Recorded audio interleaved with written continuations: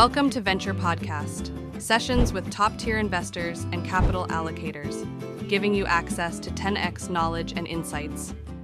We initially planned to make a small firm, like 10, 15 mil, invest for like 5 years, prove that the team's worthy, and then raise 150 million fund.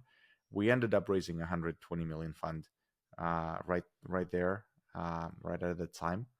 And the fund was a huge success, called iTech Capital.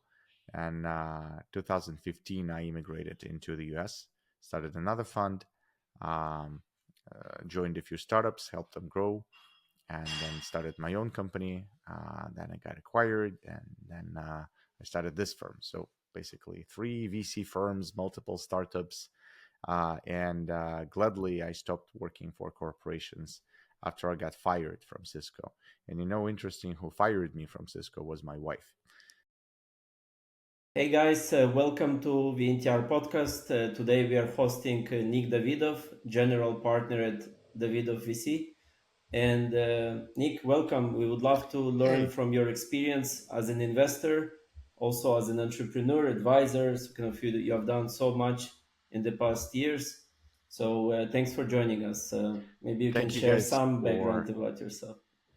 Thank you so much for having me. So yeah, well, I'm Nick Davidov. You kind of introduced the core of it. My wife Marina and I, we started Davidovs VC, or DVC. We call it DVC now. About 3 years ago, as a way to try to change the way we do early stage VC, because from our founder experience, early stage VCs are not universally helpful, especially compared to angels. And the most helpful investors were angels who were technical and who were founders themselves. So we're thinking, why don't we raise a fund specifically from technical angels? So today we have 138 of them as our LPs, and we invested in about 100 early stage startups founded by repeat founders. Absolute majority of them in AI, like 97% of them in AI. Cool. And we try to foster this community that helps each other create tools for them to automate some chores out of it, and just keep the fun part, the interaction between the founders building stuff from scratch, transforming chaos into usable form, and people who have done this before and can potentially help with something particular, for example, hiring. That's great. Yeah. And so, can you share with us your journey? Like, how did you become a VC? Like, what have you done in the past? And yeah, what It shaped was a very long your time ago, journey? and I don't know how helpful it's going to be for the audience, because I don't think it's one can repeat this Make journey. it brief. Yeah, I was super lucky. I worked for Cisco as a sales guy, and then I did my master's degree in Edinburgh, returned to Moscow, Russia, and there I started a few startups, complete failures. One was not that bad, and we were fundraising for it, and I met a guy who was a founder of a unicorn company working on payment services, and they eventually got public on Nasdaq. Huge success story. Basically, for me, there was this super lucky meeting, because he offered me to join him and create a venture capital firm.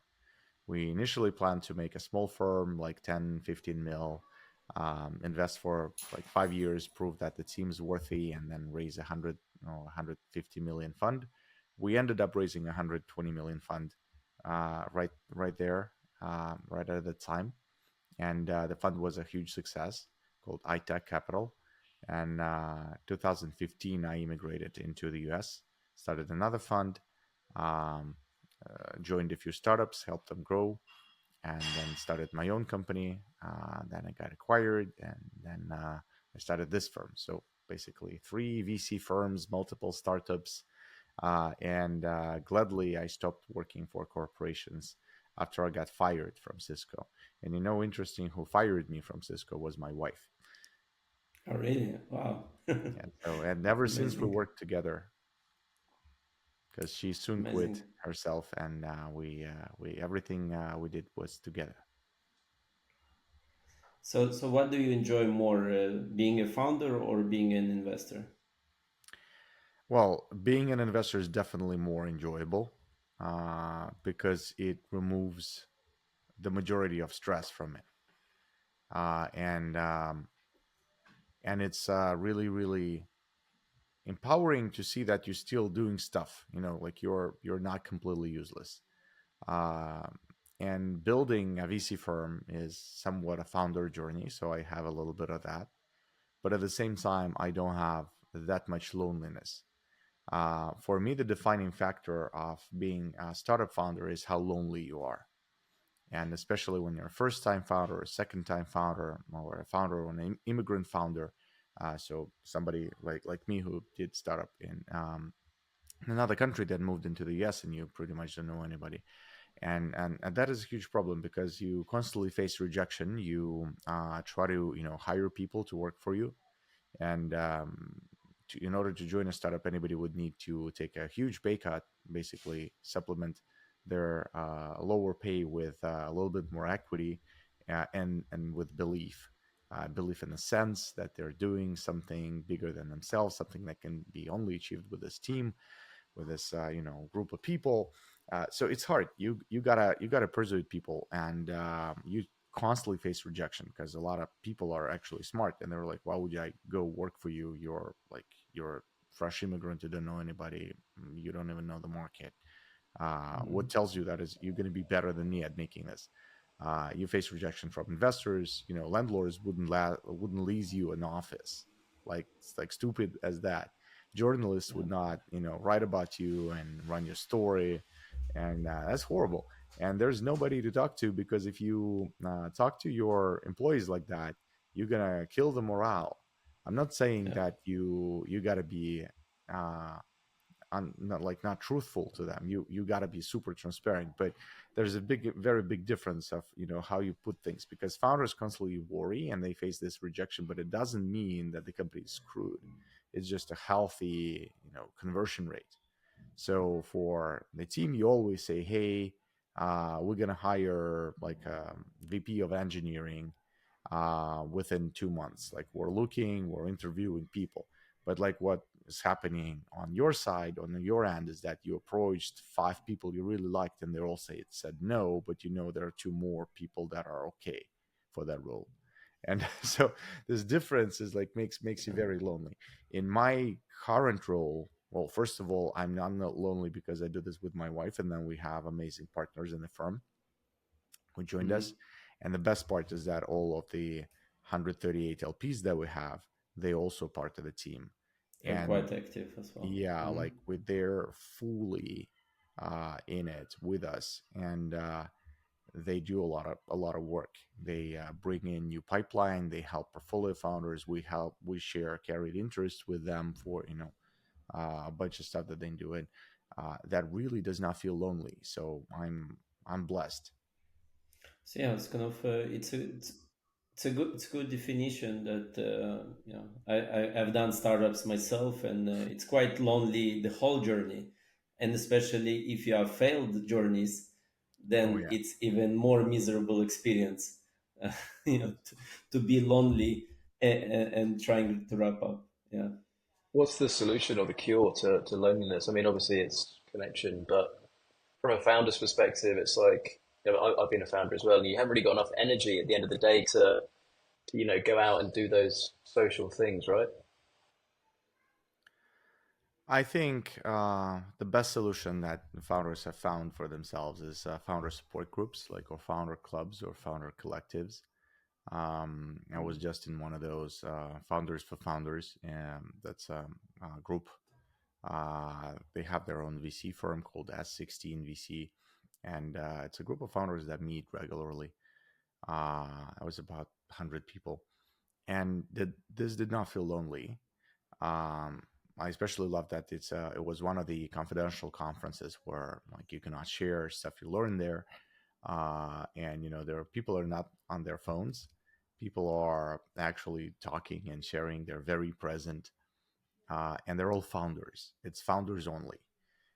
So you can speak openly about this stuff. Y Combinator does a really good job about it. So they have this the founder boot camps. They have um, well, for startups in their batch, in the current batch, they do a lot of events, and people who go through Y Combinator, they say that that was one of the best times because you could quickly find solutions to problems without having to project success.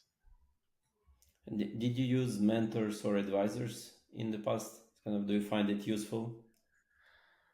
Well, sometimes. I think the problem with mentors and advisors is that you need something from them other than advice.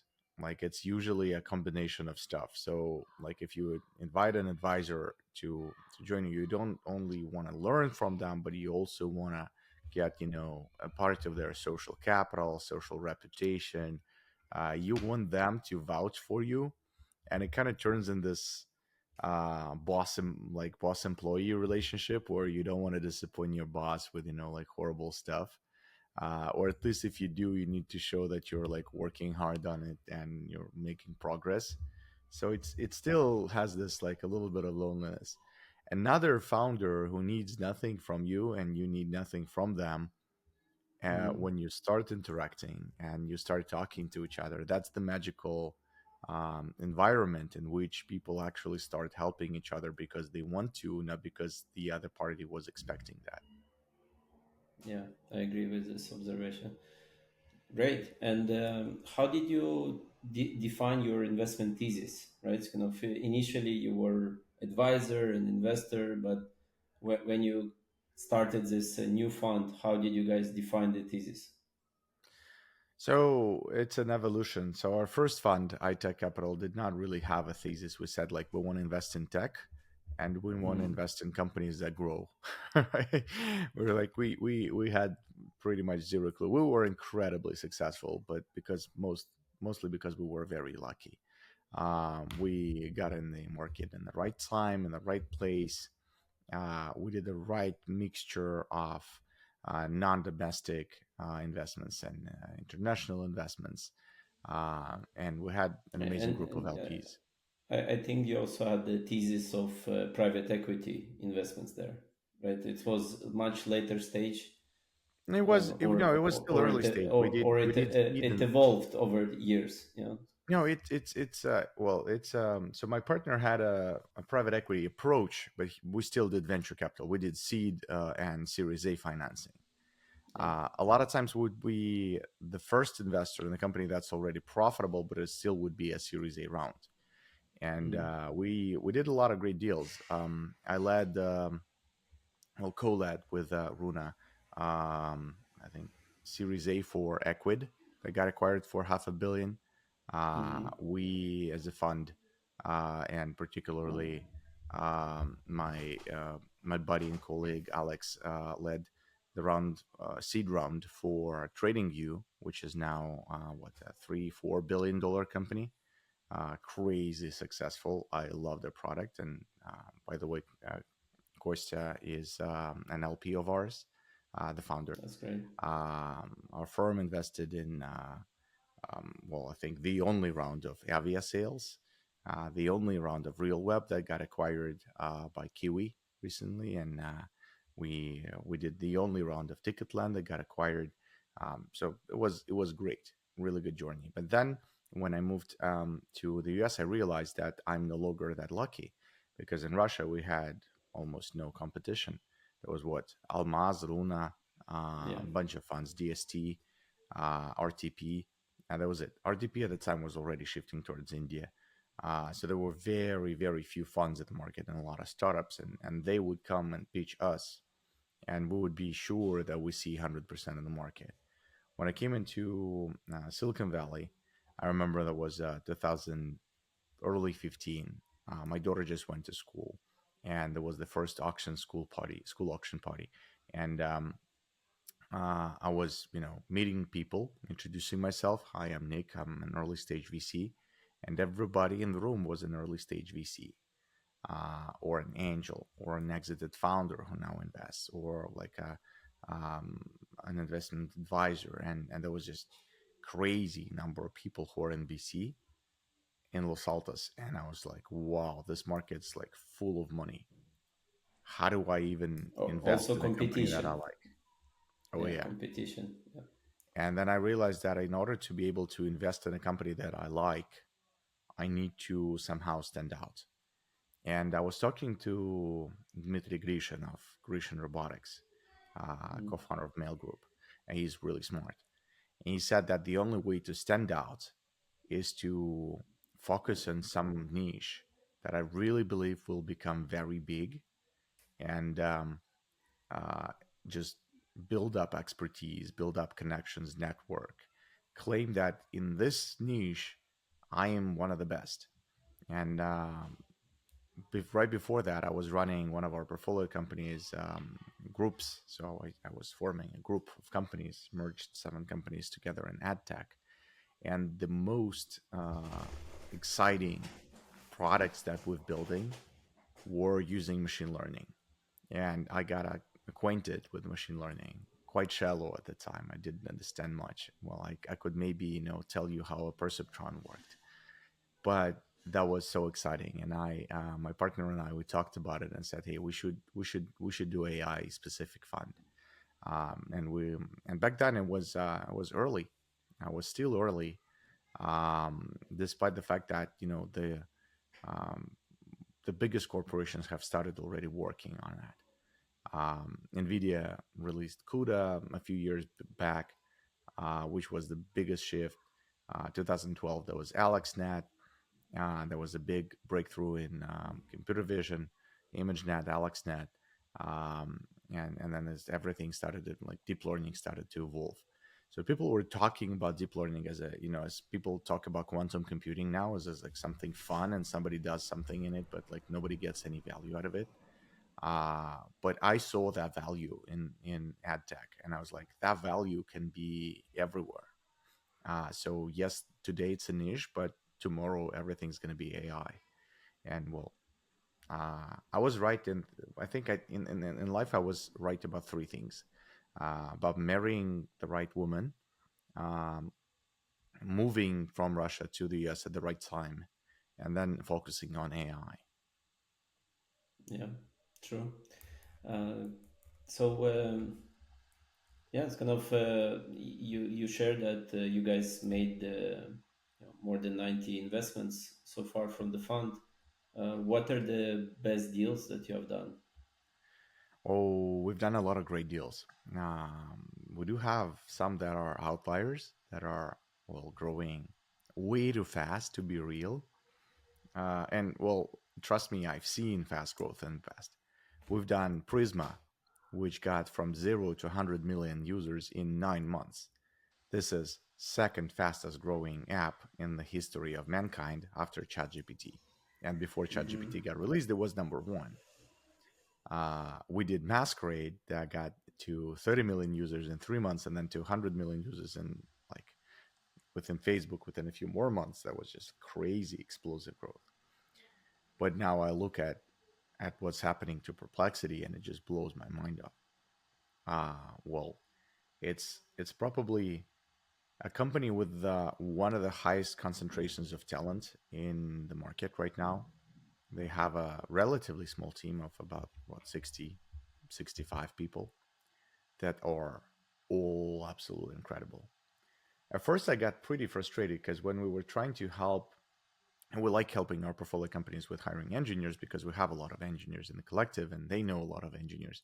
And we're talking to Denis, who's the CTO and co-founder of Perplexity, and he would give us an idea of who he needs, and I would find the person who matches the description precisely.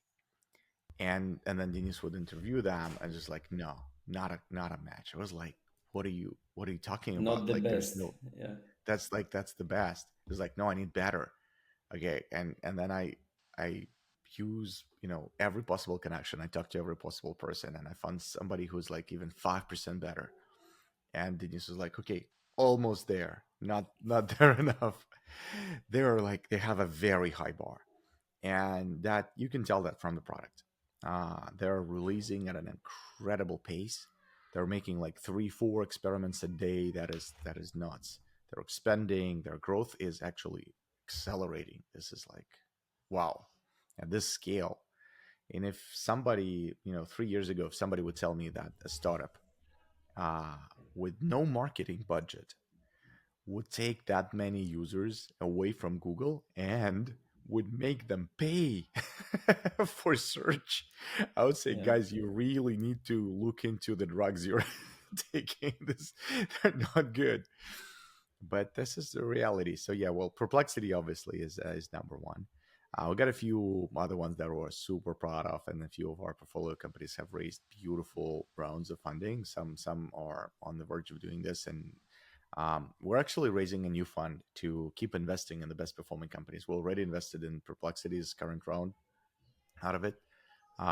We're gonna look into a few more companies. Kick.co is one of the ones that we committed to. Kick is using their seed round was led by OpenAI, by the way, so they're like in the core of it. Um, Incredible team.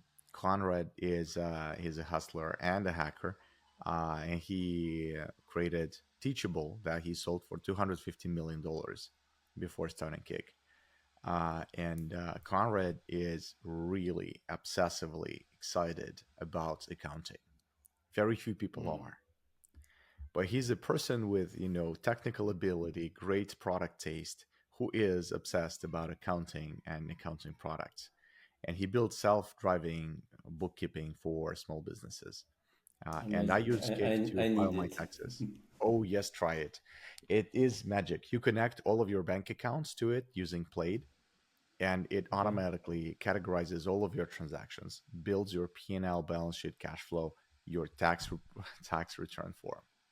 Crazy. Amazing. It just automatically understands what kind of business I'm running based on like how my transactions are categorized, and suggests stuff like you bought a camera, you got income from Instagram. That probably means you can write the camera off the taxes. Like, So it boom. knows all the deductions. It is Amazing. so damn good. And it's not replacing CPAs, but it's such a powerful tool for CPAs to use that, that makes them superhuman. Higgsfield So it is another replaces guy. QuickBooks in a way. Oh, yes, yes. It's an Well, QuickBooks alternative to suck. QuickBooks. Yeah, I hate Mhm. using Yeah. QuickBooks. It's so manual. Kick, I open like once in a month to just look like as if, if a CFO brought me stuff and I look at it instead of having to work in it. It's really incredible. Yeah. It There's feels that. feels like you need to work for QuickBooks rather than it works for you. Oh This yeah, is I mean, amazing. work pretty Yeah. hard. You're right. Another company that we're super proud of is well, in a similar space, since we're talking about accounting, justpaid.io. So Daniel, the founder, he has created another company that is within top 1% of Y Combinator's exits, called Dr. Chrono. And he's building payment automation and billing software for small businesses that you can automate working with your invoices, that your outstanding stuff. You can collect payments from, all of the really good for SaaS businesses, really good for just small businesses that are paying a lot of vendors or receiving a lot of payments. Uh, Really does a job of a financial controller, which small businesses don't have access to. And for example, if you receive a new invoice from your insurance company, it it does the job for you. It finds the agreement with that insurance company and it checks that it's still current, that it has not expired, that you still do owe them money, and then the calculation is correct, and it automates that for you. Really good company.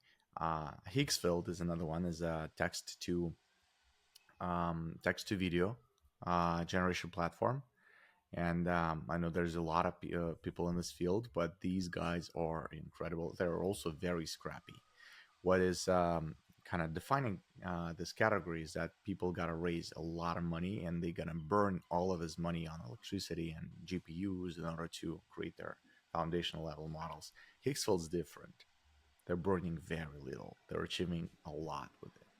And the team's also really good. So Alex is co-founder of AI factory that got acquired by Snap for I think $160 million. So he's also a repeat successful founder. Very impressive traction. So yeah, there's about I think 15 companies that raised A rounds in so far, and they're doing really well. We're looking to keep investing in like on A and B and hopefully C until and it. D and E then. Yeah. So how do you choose which AI company to invest in? Right, it's kind of there's AI for everything now. How do you Oh yeah. choose which one is the best, or what are your criteria to choose the best company? So that's a great question. We invest very early. So a lot of times it just comes down to like what's the founding team like, and we sometimes it's a no brainer. Like with the guys that I told you about, they just Yeah. stand out so much. It's a no brainer. Cannot say no. And a few deals per quarter are like that because of the collective. A lot of times one of our LPs says, okay, I'm sick of working at Google or like OpenAI is fun, but and this is my favorite. Like, when somebody says OpenAI is fun, but I'm already writing a check. Like I don't even need to like listen to, because when somebody comes from this kind of concentration of talent, this kind of environment in which they see everything and they see exactly what the market needs, and they have the technical ability to build this, like writing them the first check is a no-brainer. Sometimes it's a little What harder to about say. the business talent in in these teams? Right, it's kind of it's a lot So of a lot of technical times guys. that's infrastructure developer tools. So you need a little bit, well, it's you need a little bit different business talent. You need to be a little less of a hustler to sell stuff to developers. Mm. And especially if you're doing open source stuff. We're big on open source. One of our portfolio companies just launched their new product. The company is it's funny, it's called dvc.ai, and we're DVC, but they're data Mm. version control. We're Davidovs Venture Collective. But I secretly hope that they rebrand and they can have their domain. Um, Nice. but yeah, so they just launched Data Chain, a new open source product. It's an open source Python library for processing and curating unstructured data using AI, and it's pretty big for LLMs. And in order for them to get big, they just need to get usage by developers, and then developers, keep telling other developers, and so less Mm. business talent required. But a lot of times we try to answer these three questions: is like, can this person hire the best? And it doesn't have to be business talent. It's pedigree, sometimes it's reputation and clout, existing network that people can leverage in order to find, identify, and persuade the best talent. In every deal, like in order to find a good deal for a VC, you need to be able to identify and persuade. The same stuff goes with founders. They need to identify the best potential customers, because not every customer is, like when I was a founder, I wasted a lot of time on customers that I did not need. I was thinking that any dollar is a good dollar. No, it's very different. Like sometimes you can just waste 6 months on a company that's going to end up telling you no because you're not SOC 2 compliant. And like, what the fuck? But you could have had a design partner who would also like invest in your company, move with you. So we try to understand, can they identify and hire the best? Can they identify and sell to the best? And can they also identify and raise from the best? So a lot of times it's just like a single conversation that we need. Especially my wife is really good at like reading people. Sometimes she tells, okay, I really like it, but like out of the four co-founders, one has to go. Like it's either that one or that one.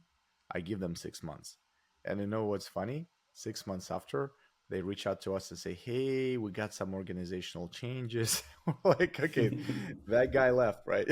You kicked him out. Nice. Yeah. But yeah, like that, founder. What are the top trends, character traits that you look for in founders? Oh, character traits.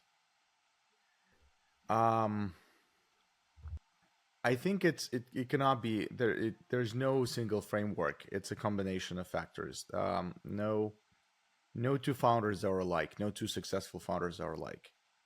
Um, Companies, yeah, successful companies are similar in their success after they're successful, but the path to founder to product market fit, founder market fit is very different. And I know, you know, teams that are extremely lacking in some areas. And if you would be looking at them as an executive team for a company, and you would hire like a professional HR agency that would use Myers Briggs or some like other technique to try to rate them, that would be a no go because they're nuts. But for building a startup, sometimes that's what it takes. That's what's needed. Sounds like you're creating the AI mafia in Silicon Valley, right? It's kind of you invest in the best AI companies, and they all compete on talent between each other. It's kind of what do you see? Kind of, do you introduce all these portfolio companies to each other? Oh yes, How do absolutely. you? Yeah. Yeah, first of all, we try not to invest in, not only try, we don't invest in companies that compete with each other or can potentially compete with each other. And that is, well, as our portfolio grows, is it becomes increasingly harder.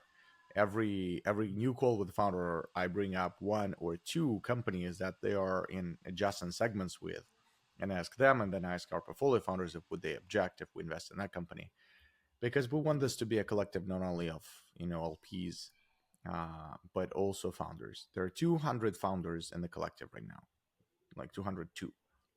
And by the Mhm. way, 25% of the companies we invest have at least one female founder, which is also super helpful. I am a big believer in diverse teams with diverse backgrounds. First of all, it just has better chemistry. People combine different skill sets, different backgrounds, and they ask more questions. They assume less and they ask more, and that's very important for founders. For especially when you do something like from first principles. Um, and We really like to have, which we do 4 offline events per year for the collective, and then we have 2 or 3 events that are open to the industry. uh, 2 or 3 big ones. So this April, we made a 600 people conference in San Francisco that's called madhats.ai, or the AI rabbit hole, and it was incredibly helpful. A lot of our founders came and they networked and they met a lot of investors, and we had quite a group there. We had like 20 top funds, top tier VCs, like Vinod spoke. I know Mike Maples was there. We had I think 10 unicorns: Perplexity, Ryder, Databricks, crazy interesting program, and that really helps to events are the flywheel. Well, your collective works like that, so you do events and people meet each other, and I think in order to make a successful community, there are like um, three criteria for a successful community. First, it has to be based on trust uh, from one point or another. Second, it has to have horizontal connections as well as vertical connections. So the founders of the community do not have to be the only integral. Yes, they are an integral element, but they don't have to be the only point of that is connecting everybody. There has to be horizontal connections between the people. And the stronger they are, the stronger the community is. And then there has to be some sort of a social ladder, uh, and the rules of how you advance on this ladder have to be very transparent and fair. And how do you guys manage your community? Like, do you have certain tools, platforms? How do you provide value? Well, it's a great question. It's an ongoing experiment. So we treat our fund as a product. So Marin is a product manager, and she looks at we measure the engagement and retention of our LPs. We want them to use to be present on more calls. We want them to be present on more meetings. Some of them are like through the roof. We got a guy who flies to like, and we have our offline meetings in different parts of the world because we have LPs in different parts of the world. The majority is in California, but we still have people in Europe. We got people in Asia, and we fly around. And there's a guy who flies to every event, and he's also helping portfolio founders. This is like, we're seeking engagement like that, yeah. So But also, you're if looking for somebody's a power little more, users, yeah. But power also, there are members. Yeah. people who are very valuable potentially, but they're less active. They don't have time. Like we have 6 people that are currently founders and CEOs of or CTOs of unicorn companies. These guys don't have time to do that, but they're very valuable potentially. So we need to be able to carefully engage them for the most high impact asks. So they can move mountains and mountains of capital and shift opinions in the market. So we want to make sure that we're using it to really impact our portfolio. But yeah, we use a lot of platforms. We use Discord, we use Telegram, we use our own platform for task management and for transparency, and we use AngelList. AngelList helps us with, they're managing our fund as admins. So you guys one of the early adopters of rolling funds from what I kind of I Yeah, saw. So how it's a did you beautiful decide concept. to how did you decide to do rolling fund, and what are the best practices to develop a rolling fund? So rolling fund is a blessing and a curse. But for me, it's more of a blessing because I hate fundraising, and I'm really bad at talking to large institutions and raising like 50 or $100 million checks. I might be able to, but I don't enjoy the process.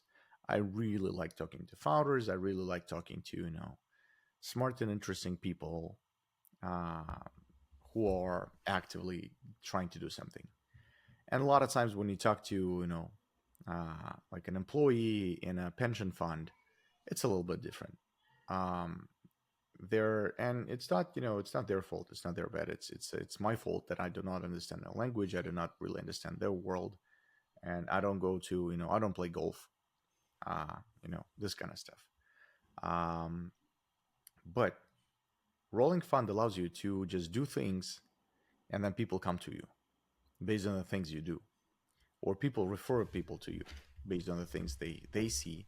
Like investors join, they like it, and they invite their friends, and that allows you to extend fundraising indefinitely.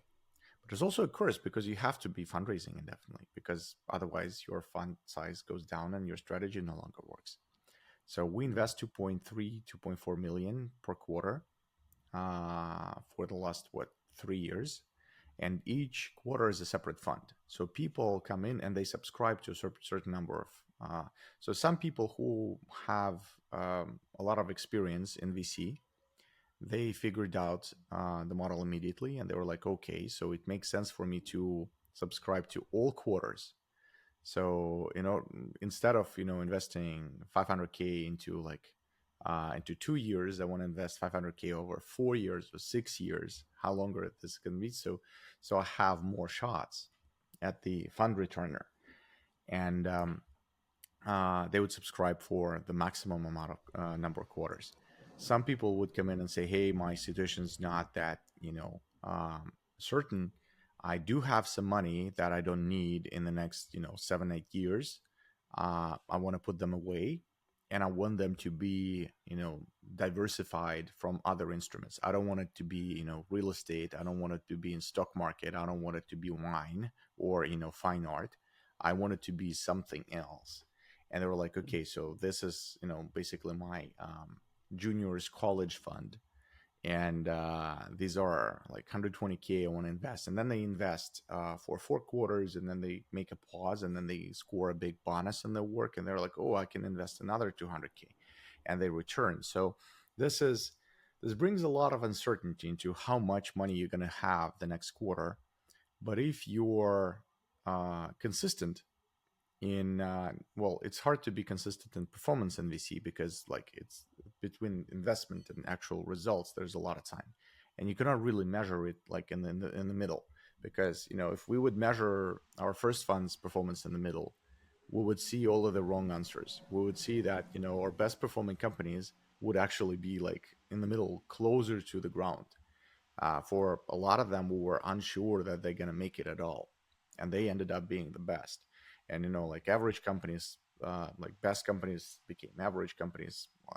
One failed dramatically, but you can never tell really, because there's skill, but there's also luck. So yeah, rolling funds are great for people who for people who want to raise continuously and want to make a community, or want to make it as a side hustle. The Mm. best format. And how do you compare the having like rolling fund versus running your own syndicate, right? Someone could just do syndicate and raise on a deal by deal basis. What is the balance? Like, what do you recommend, or So when do you recommend syndicates, to use one or the other? so syndicates don't work for early stage. If you're using a syndicate for a pre-seed round, that something is wrong. Either the round is wrong or the syndicate's wrong. Mm, Because pre-seed rounds, they're too small, and they ha- they need you to be able to make a decision like within a minute.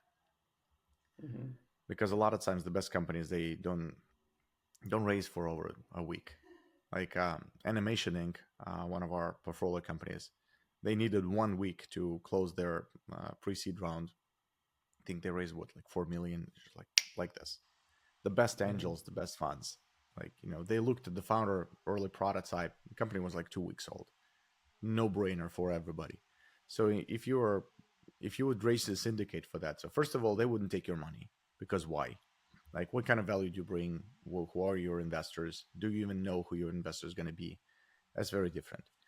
If you're raising a syndicate for a Series C deal or a Series D deal, and there is a lot of capital that can flow in, and you're basically saying, hey, this company doesn't want to take smaller than 10 mil, but I got investors that want to invest like, half a mil each. You add value to these investors by making this possible, but you also add value to this company because you're bringing some individuals that can potentially maybe helpful. mhm, Usually very low chance of being helpful. The problem with this is that in syndicate clubs, people have no uh, incentive to help companies that they haven't invested in. And for them, it's actually worse because they don't have a balanced portfolio.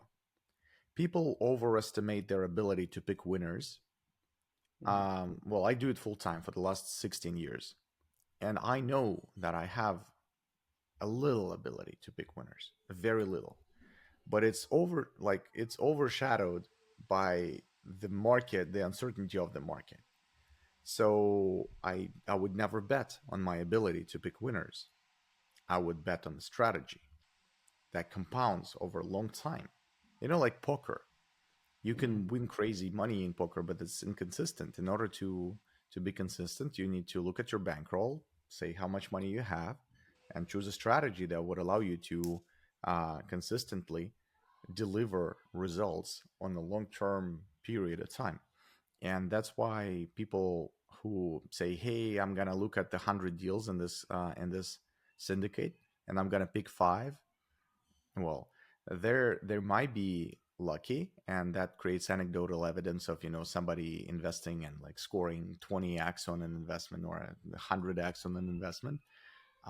But also it creates like 90% people who lost their money, not because they picked wrong, but because the market was very uncertain.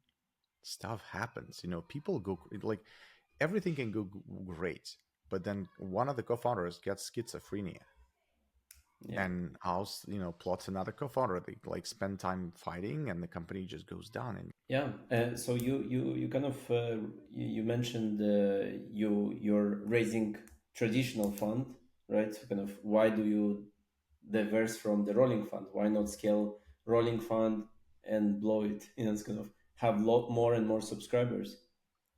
So we do invite more subscribers. We have this stupid limitation. SEC limits the number of accredited investors that we can have to 99, and we're constantly like 95, 96. So it's daunting. We split it in two funds. The reason why we have 138 investors is because some of them are qualified purchasers, which means that they have more than 5 million in their bank account or any assets. But those who don't have to be accredited, and there's a limit of 99. We don't want to raise. There are a few LPs who offer to put bigger checks in the rolling fund because we have a high, like an upper limit. We don't take more than 100K per month, per quarter, and we do it on purpose because we don't want to dilute the smaller checks. Yeah, we want them to be meaningful. We also don't want to raise too much money in the rolling fund because that would compromise the strategy. A lot of deals that we invest in, we would not be able to invest in more, and that would create an imbalance. That's the universal problem of all fund managers because they're motivated by management fees. So they're motivated to increase the size of their fund in order to be able to do better deals, right? You need more management fees to create better infrastructure, to have better analysts, have better access, make better parties for founders and better conferences.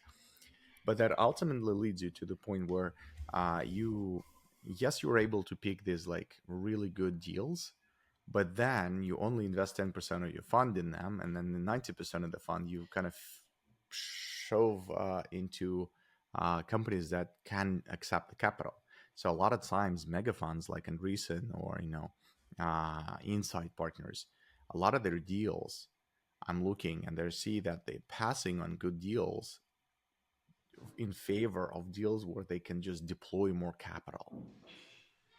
They would rather make 5x on 100 mil than 500x on a mil. So they're I driven would by rather make AUM. 500x on a mil. Yeah. So they're driven by AUM and basically Yeah. management fee.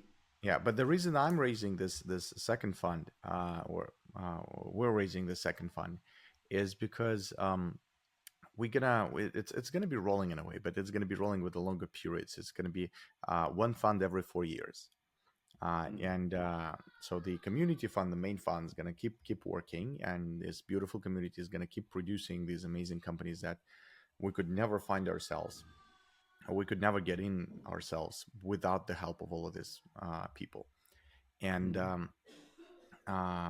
they're going to become too big for the community fund to invest. So, but there's some institutional interest. There are bigger family offices. There are bigger investors who want to deploy. They don't want to deploy 100K. They want to deploy a few mil. They want to deploy 20 mil maybe. And we're raising this 75 min size, 100 mil max size fund in order to write like 2-3 million checks into the same deals. It's still smaller part of the round. Some funds call it opportunity fund or growth fund to invest in existing portfolio. It's a growth fund. It's technically it's an opportunity fund. We don't like it to call opportunity fund because a lot of LPs who invest in mega funds, they're turned off by opportunity funds because a lot of mega funds, what they do is that they created an opportunity fund for newer LPs who haven't worked with them. And before they're allowed to invest in the main fund, they have to invest in the opportunity fund. The core difference, like for us, is that our opportunity fund does not create liquidity events for our first fund. We do not sell companies between funds. That would be a huge conflict of interest that everybody in the market does, and I think it sucks because, well, Sequoia and Stripe, right? They're moving their shares in Stripe to like new fund and new fund and new fund, but like, come on, where's the liquidity? Where's the money? Yes, it's extremely valuable. Yes, Sequoia are amazing, but and the problem is that Sequoia's LPs don't really need liquidity. They only need paper liquidity because they're all nonprofits with hugely diversified portfolio. Our investors are individuals. They need their money back. But we don't want to price our companies. So we're only co-investing, and then there's one liquidity event, and all of the funds get the rainfall. Yeah. So where do you recommend like emerging fund managers to find LPs or partners. Kind of, we see a lot of emerging GPs in the market. VC Lab creates a lot of them. They're all trying to build their first funds, right? So let's say a few years back, you got started. What do you recommend to do in order to build your Oof. first fund? It really depends on what you've been doing before. I see a lot of first-time managers who come out of other VC firms, and a lot of times they're only able to raise a fund if they have the blessing of their previous partners. And in Silicon Valley, that happens kind of a lot of time. I personally don't like career VCs because a lot of times, in order to build a career in a mega fund, you have to be very risk averse.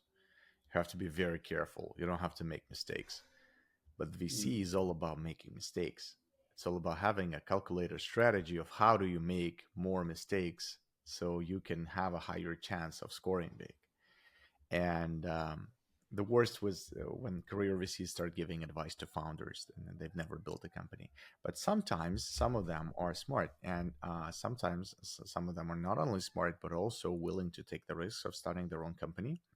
And they talk to the like main partners on of the firm, and they say, "Hey, I wanna go out and I wanna start something on my own," and they would get the first million or first 2 million from the GPs of their current fund.